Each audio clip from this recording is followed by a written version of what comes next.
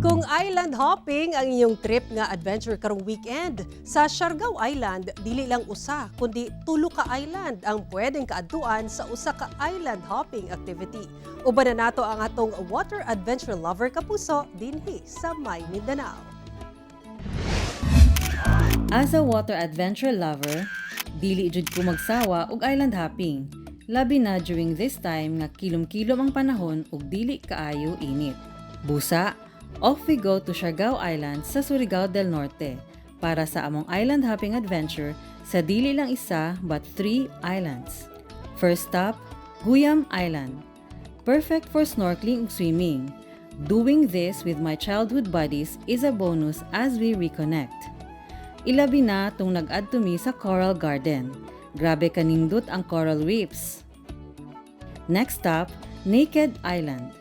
Literal nga naked kay walay punuan. White sand ug tin-aw nga tubig ra ang makita. Pero perfect for pictorials and video shoot. Nalingaw gyud mi sa pa-drone shot. Og ang last stop, Daku Island. Ang pinakadako sa tulo ka island sa probinsya. Makahingang hagayud with its stunning beaches ug crystal clear waters. Naapod mi nakita for the first time nga kakaiba, like the smooth box crab as we explored Daku Island.